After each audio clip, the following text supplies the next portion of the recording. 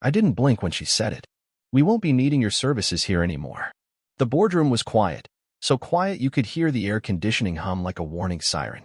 17 people in suits, one glass of untouched water, and my wife's sister, Madison, now the newly crowned CEO of the company I built from scratch with their father, standing in my face like she owned every brick in the building. You have one day to pack your stuff, she added, with that fake, Botox-stretched smile of hers, the kind that says, I've been waiting to ruin you since prom night. I barely held in the laughter. Not because I was losing the job I gave 11 years of my life to. Not because she blindsided me in front of the board like a calculated snake. But because of him. Her boyfriend. Zach. A lean, hair-gelled, loyal-man-wearing smug machine who still calls red wine grape juice for grown-ups. He sat next to her, pretending not to smirk. But I knew. I knew everything now. His hands had been on more than Madison lately. His watch, same one I bought for my wife last Christmas, flashed when he leaned across her whispering God knows what. That same watch was missing from my wife's drawer a week ago. She told me she lost it on a girl's trip to Aspen. That was lie number 7. Or maybe 17. I stopped counting after Cancun. Let me rewind, but not too far.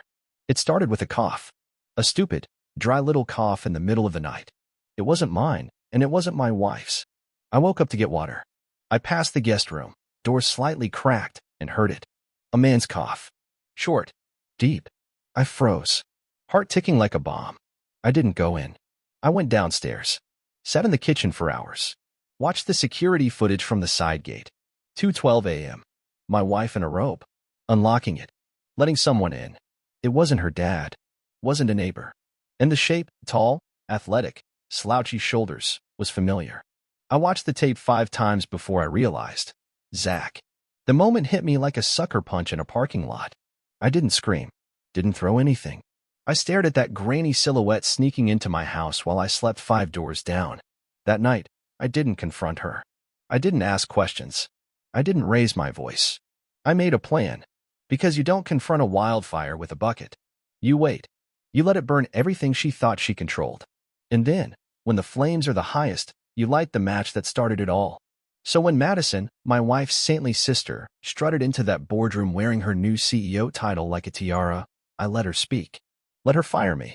Let her feel like she won. Because tomorrow, Zach would walk into the same boardroom. Only this time, he'd be wearing a wire. See, I wasn't just fired. I was framed. They needed me gone fast. And Zach? He wasn't just betting my wife. He was part of something bigger. But I'll get to that. For now, let's go back to the first time I saw Zach kiss my wife. It wasn't romantic. It wasn't soft. It was behind the storage room of the holiday gala 2 months ago. I went out for air. She said she had to fix her makeup. I turned the corner, and there they were. Her arms around him like a vice. His hand on her lower back. Their lips locked like it was their anniversary. I didn't make a sound. Didn't say a word. Just backed away into the shadows. That moment burned a hole in me. Not because she kissed him. But because right after, she looked at her phone, smiled, texted me, miss you, babe. Be back in 5 kiss mark dot. 5 minutes later, she walked into the ballroom and handed me a glass of wine like she hadn't just swapped spit with a guy she once said reminded her of a dumb gym teacher. I drank the wine, and I smiled. Because that was the moment I realized this wasn't going to be about saving a marriage. It was going to be about burning a dynasty. And now that Madison handed me the match by firing me in front of the board, it was time to return the favor. Tomorrow's gonna be fun. I walked out of that boardroom with my head high and a smile that didn't belong to a broken man. They thought they crushed me. They thought removing my name from the office door would erase everything I built. But they forgot one thing. I knew where all the bodies were buried. I buried most of them myself. When I got home that evening, Claire, my wife, was already there. Candlelit dinner on the table, glass of red in her hand, wearing a silk robe like she was auditioning for a movie that no one asked to see. Her eyes sparkled, fake as ever. Rough day? She asked, playing innocent. That tone, that sugar-drenched, smug little tone, almost made me laugh. You could say that, I replied. She leaned over and kissed my cheek, pretending like nothing was happening, like she hadn't just helped orchestrate my public execution. Like her hands weren't metaphorically dripping in the same blood Madison spilled. We ate in silence. I let her do her usual act, how she hated office politics, how Madison was always jealous, how she was so proud of me. I nodded, smiled. Swallowed every lie like I hadn't already tasted the truth days ago. Then she said it. I think maybe this is a sign. You've worked so hard. Maybe we take some time off. Travel. Reconnect. I nearly choked. Reconnect? With the woman who was sleeping with Zach behind my back? Who used our marriage like a social shield while she danced between lies and backroom rendezvous? Who knew Madison was planning to push me out but said nothing? I played along. Told her it was a good idea. That maybe we needed a change. The next morning, I went back to the office to pack my things. Security had already been told to escort me if I tried to log in. Didn't matter. I had everything I needed backed up, printed, and sealed weeks ago. Every invoice. Every bonus that got funneled to Madison's shell company. Every personal business expense Claire submitted for those hotel nights in Chicago that I never attended. Zach was a fool. He thought he was playing her. What he didn't know was that Claire was playing both of us. That's the kind of person she is. She doesn't just lie, she reinvents reality. Twisted until it bends so far that you start doubting your own memory. That night, I sent Zach a message. From an anonymous number. Meet me at 9 p.m. at the parking garage on 5th. Come alone. I know about you and Claire. But I also know what Claire's doing to you. He showed up, wearing his guilt like cologne. Thick, obvious, pathetic. What the hell is this? He said, the moment he stepped out of the elevator. I stood there, holding a folder. Insurance, I replied. For both of us. He took the folder, flipped it open, froze. Bank transfers, photos, emails. One even had Claire asking Madison, do you think Zach will take the fall if this backfires? His hands trembled. Where did you get this? He asked. I leaned against the wall. I built this company, Zach. I know every corner, every password, every skeleton. And now you do too. He didn't speak for a long time. Then he looked up, pale. She said she loved me. I laughed. Not a chuckle. A cold, ugly laugh from the pit of my stomach. She told me the same thing last week, right after you left our bedroom at 3 a.m. That broke something in him. He sat down on the hood of a car, face in his hands. I thought I was special. She says that to anyone whose bank account ends in more than 4 zeros. We talked for nearly an hour. He admitted they had been seeing each other for almost a year. That Claire told him I was emotionally distant, cold, obsessed with work. That she needed a man who listened. I didn't even argue. Let him believe what he wanted. But I could see it in his face. He was unraveling. And if there's one thing a scoundrel like Claire never anticipates, it's what a guilty man with nothing to lose might do. So I handed him a second folder. This one wasn't full of dirt. It was full of instructions. You want revenge? I asked. Or you want justice? Zach looked up. Both. Good, I said. Tomorrow you'll go to the board. You'll tell them everything.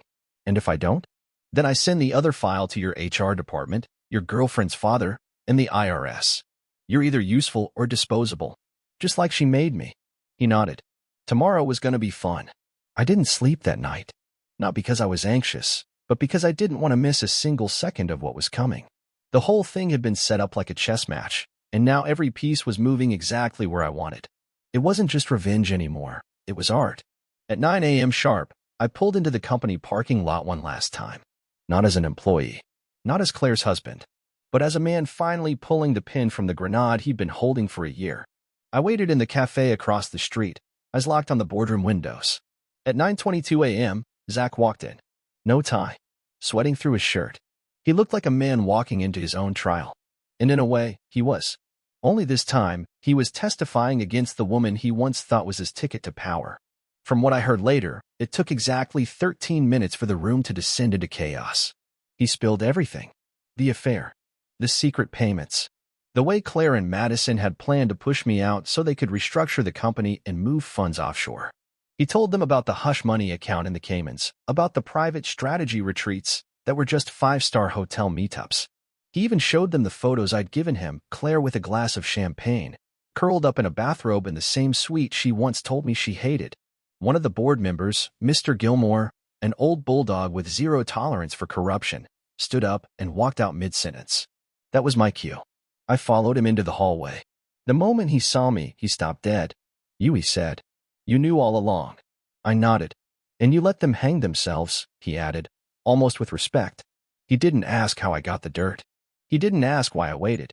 He just walked back into the boardroom and called for a motion to suspend both Madison and Claire pending an independent audit. The vote was unanimous.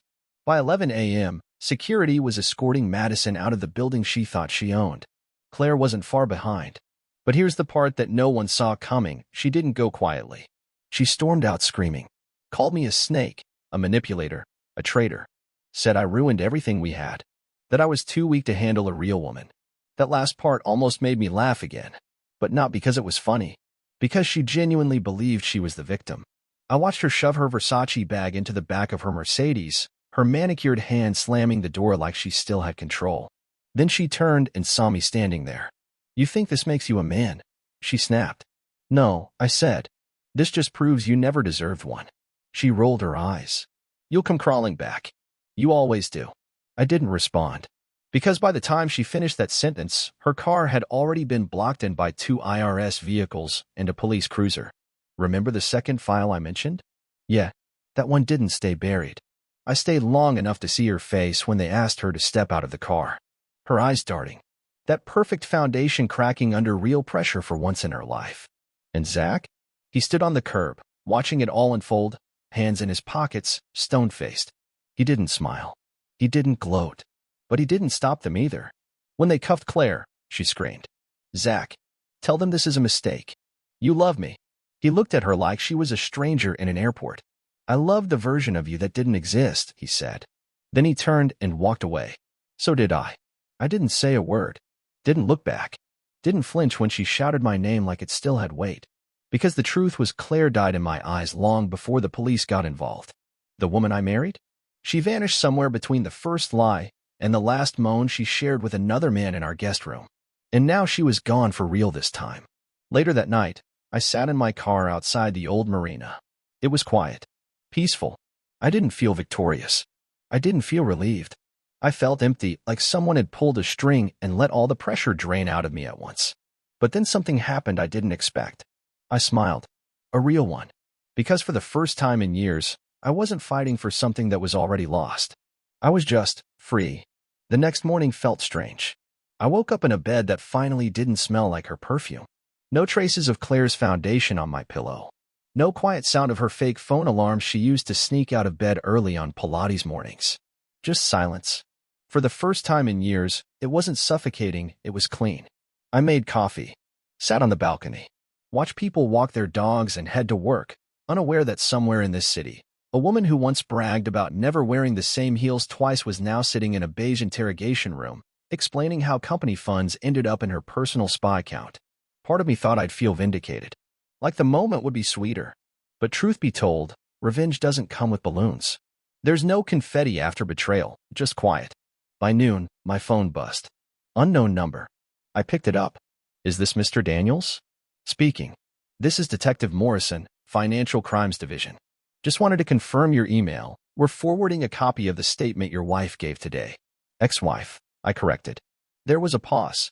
Then the detective chuckled softly. Right. Ex-wife. I opened the email. Claire's statement was 4 pages long, full of finger-pointing, sob stories, and my personal favorite, I didn't know what I was signing. She tried to frame everything on Madison. Said she was manipulated. That she thought the money came from extra bonuses Madison arranged. Claimed Zach was the real ringleader, and she was just emotionally vulnerable after years of neglect. She even wrote, my husband never touched me. He was too married to his job. That line lit something inside me. Not anger. Not hurt. Just a slow, burning disgust. Because she wasn't just a liar. She was a coward. Even cornered. Even when the walls were caving in, she had to reach for another dagger to twist into my back on her way down. I closed the email. Deleted it. Let them sort each other out. I wasn't going to play cleanup crew for their sinking ship. That night, Zach called me. I didn't think you'd answer, he said. Then why call? I don't know. Maybe to say. I didn't mean for any of it to happen like that. She told you I was a monster, I said. Right? Yeah. And you believed her. He didn't reply for a moment. Then, I did. Until she started saying the same stuff about me. There it was. The cycle. Claire didn't cheat because she was bored. She cheated because she needed someone to validate whatever script she was writing about herself. Every man had to play a role in her fantasy, and if you didn't, she recast you without warning. What happens now? He asked. You move on. And next time a woman tells you her husband doesn't get her, don't be the guy who volunteers to understand her. He didn't laugh. Just sighed. You ever think about what would have happened if we never found out? Every day. Then I thank God we did. We hung up. I didn't hear from him again. The next few weeks were quiet. I got a call from the board, asked me to come back in some kind of advisory role. Said the company needed stability. I declined. They offered equity. I declined again. Because sometimes the best closure is walking away and letting the ashes settle without trying to rebuild. One night, I got an email from Claire's lawyer. She wanted to talk. Not through attorneys. Just her and me. One last conversation. I didn't answer. But I did drive to our old house. It was dark. Windows empty. A for sale sign sat crooked in the lawn. I stepped out, walked to the front steps, and sat down. Just to feel the weight of everything one more time. The nights we danced barefoot in the kitchen. The arguments we whispered so the neighbors wouldn't hear. The fake anniversaries. The hollow I love yous. Then I stood up, walked back to my car, and left. No tears. No speech. No final look over the shoulder. That chapter was done. And for the first time in a long time, the next one would be mine. A month passed. No more emails. No late-night messages. No mysterious knocks on my door. It was like Claire had finally disappeared from my life, and not in the way she used to disappear on weekends, blaming work or girls' nights that ended with hotel receipts I wasn't supposed to find. One night, around 11 p.m., I got a knock at the door. I opened it, half expecting a process server or maybe some final ghost from the past. Instead, it was Claire's mother, Helen. Tight curls, tight jaw, tight judgment. She'd always looked at me like I wasn't enough. Now she looked hollow. I know I'm probably the last person you want to see, she said. Actually, second to last, I replied. She didn't smile. Just stood there, twisting her ring like she wanted it to vanish into her skin. I just thought you should know. Claire's in a clinic. I didn't move. She's not doing well. Mental breakdown. Or pretending to have one. I don't know anymore. She's always been good at pretending. Helen looked down. Her voice lowered. She lost everything. The money. The friends. Even Madison doesn't talk to her anymore. And you were the only one who ever.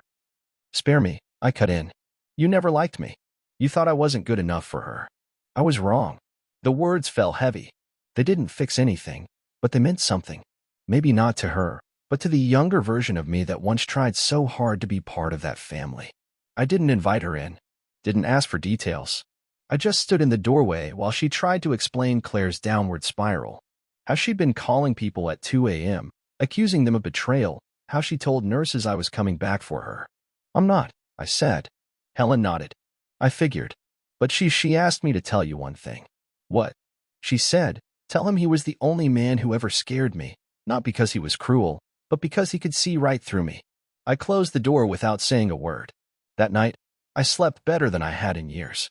In the weeks that followed, I started to rebuild, not the business, not the marriage, but myself. I went back to the gym, took long walks, found a dusty old guitar I hadn't touched in 10 years and let my fingers relearn what peace felt like. Then one afternoon, I saw her. Not Claire. Her. Sophie. She worked at the little bookstore 2 blocks from my place. I'd seen her once or twice, always reading behind the counter, glasses on, headphones in. But that day she looked up, smiled. You've been coming here for 3 weeks and still haven't bought a book. I've been judging covers, I said. Find one worth opening? Maybe. We talked. Laughed. Nothing heavy. No confessions, no broken hearts spilled across the counter. Just 2 people trying to remember what normal felt like. We went for coffee. Then dinner. Then nowhere in particular. And for once, I didn't feel like I had to perform. Didn't have to chase validation or walk on eggshells hoping not to trigger another tantrum. Sophie listened. Not because she wanted dirt, but because she genuinely cared. I didn't tell her everything at once. Just pieces. Small, manageable pieces. When I finally told her about Claire, she didn't flinch. She sounds exhausting, she said, sipping her tea. She was. Then don't let her keep living rent-free in your head. That line stuck with me. And little by little, I evicted every memory that didn't serve me anymore. Claire's perfume? Gone. Her playlist on my phone? Deleted. The photos? Burned. And yet, I wasn't bitter. Just done. Months passed. One day, I got a letter. Handwritten. No return address. Inside was a single photo, me and Claire on our wedding day. On the back, one sentence. You were always the real thing. I wasn't. I didn't frame it. Didn't keep it. I dropped it in the trash without a second thought. And as it hit the bottom, I realized something. Closure doesn't always come with answers. Sometimes it comes in the form of silence. And knowing you walked through hell. And didn't stay. 1 year to the day since that boardroom ambush, I found myself standing in front of the same building. Not because I missed it. Not because I wanted to gloat. I was meeting someone who'd asked to see me face to face. Someone from the board. Gilmore. He greeted me with a firm handshake and those tired, cynical eyes of his. Never thought I'd be having lunch with a guy who made half our senior leadership look like interns, he said, sliding into the booth. I try not to make a habit of dismantling companies anymore. He chuckled. That's too bad. We could use a few more wrecking balls with a conscience. The waitress poured our coffee, and we got to the point. We've rebuilt a lot, Gilmore said.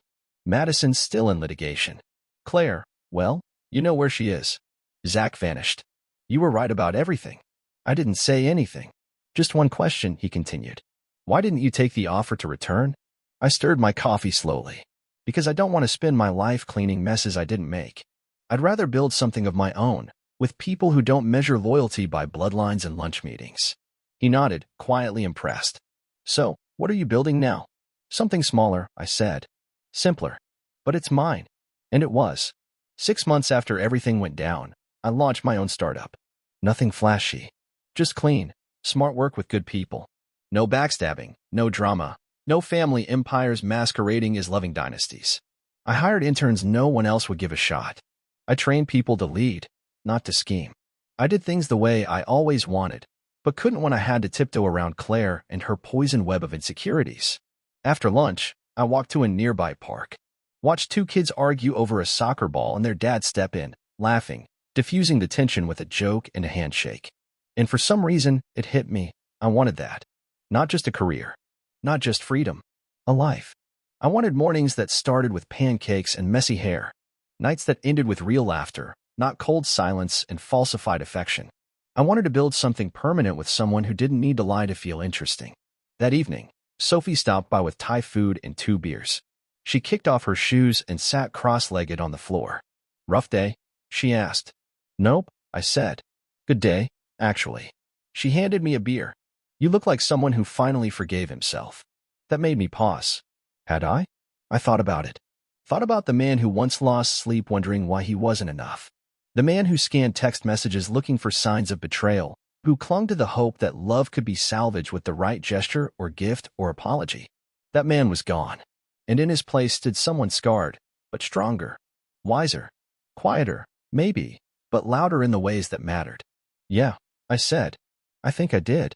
She smiled. Good. Now let's eat before your spring rolls turn into glue. We sat, ate, laughed at stupid things, and talked about everything except the past. At one point, she asked, Do you think she ever loved you? I took a breath. I think she loved the way I made her feel. But not me. Sophie nodded. Sounds familiar. Someone hurt you, too? Didn't they always? We clinked bottles. 2 survivors. 2 people who didn't need saving anymore. As the night fell and the city softened under the glow of streetlights, I realized something else. Claire taught me how to spot a lie. But Sophie? She reminded me what truth felt like. And that was worth every shattered vow, every fake smile, every night I spent wondering what I did wrong. Because the answer was simple. I didn't do anything wrong. I just loved the wrong person. And now, finally, I was ready to love the right one. Spring turned into summer, and the city warmed with it. Not just in temperature, but in pace, in spirit, in how it breathed. My days weren't quiet anymore. They were full, not chaotic, not hollow, just full. Of purpose. Of motion. Of people who spoke with sincerity instead of agendas. I barely thought about Claire now. When I did, it was like remembering a bad movie you once convinced yourself was brilliant. You can recall the scenes, the music, the dialogue, but the emotions? They fade. And what's left is a kind of detached curiosity. How did I ever think that was love? One afternoon, Sophie and I were walking through a flea market. Nothing fancy, just tables of second-hand books, vintage jackets, records with cracked sleeves. She picked up an old Polaroid camera and smiled. You used to take pictures, right? A lifetime ago. Why'd you stop? Because the last person I took photos of turned out to be someone I didn't want to remember. She held the camera up to my face, squinted through the viewfinder, and clicked. Well, she said, shaking the picture, let's overwrite that. I laughed. but it hit me in a way I didn't expect. Not all scars need to be hidden. Some need to be acknowledged, then outgrown, replaced. Later that night, we sat on my rooftop watching the city blink below us. I used to think love was sacrifice, I said. Giving up parts of yourself to make someone else happy. That if it hurt, it meant it was real. Sophie leaned her head on my shoulder. And now I think love is peace. Quiet. Consistency. The ability to exhale around someone. She didn't say anything. She didn't have to. In that silence, I found more comfort than years of words with Claire ever gave me. I looked at Sophie, really looked. And it hit me.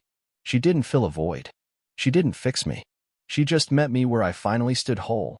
And maybe that was the difference. Claire was chaos. Sophie was calm. Claire played games. Sophie played courts. Claire tore me down so she could feel taller. Sophie, she never asked me to shrink. And that's when I knew I was done writing the chapter about pain, about betrayal, about learning lessons the hard way. This was the part where I finally turned the page. If there's anything I'd say to someone in my shoes, it's this. Don't waste your life trying to make broken people whole. Don't confuse their need for control with affection. And when the truth finally hits you, no matter how brutal, let it hit. Because the sooner you stop trying to rewrite someone else's lies into your truth, the sooner you can start living your own. And when you do, you'll be shocked how light it feels to carry only your own heart.